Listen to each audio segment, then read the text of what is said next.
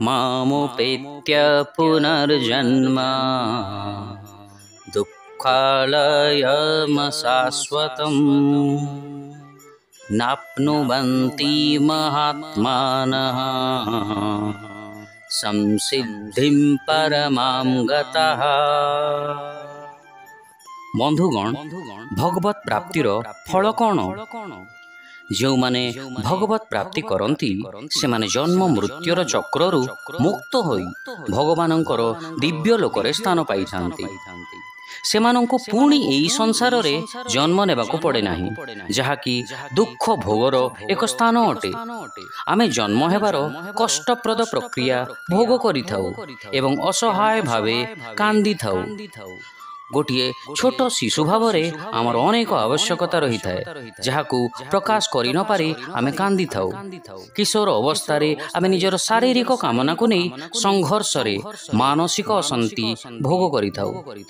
वैवाहिक हेला परे जीवन रे स्वामी स्त्री मनमुखी स्वभाव को सह्य करने को पड़ी थाए एवं वृद्धावस्था शारीरिक कष्ट भोग करिथाउ।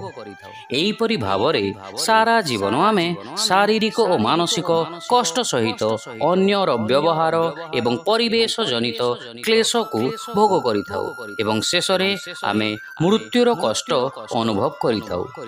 एही सबु यातना अर्थहीन नुहे। भगवानंकर बृहत योजना रे एहार गोटाए उद्देश्य मध्य रही अछि। एहा आमर हृदबोध कराई थाए जे भौतिक जगत आम पई स्थायी निवास नुहे। आंभ मानंक परी भगवत विमुख जीवात्मा मानंक पई एहा एक सुधार गृह सदृश अटे। दुख कष्ट भोग न कले आमे केबे भी भगवानंक कामना करंते नाही।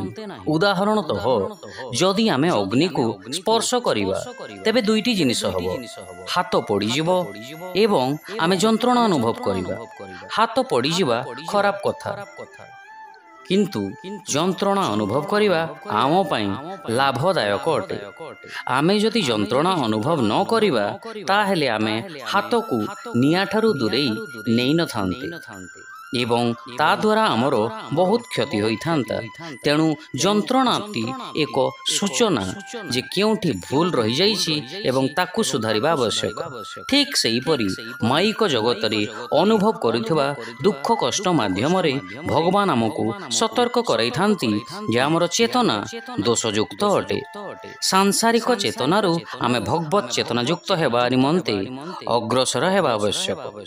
जो माने निजर चेतना को भगवानंक प्रति विमुख करिथेंती से माने जन्म मृत्युर चक्र रे घूरी थांती एवं जो माने अनन्य भाव रे भगवानंकर शरणागति होई थांती से माने भगवानंकर दिव्य लोक को प्राप्त करिथांती।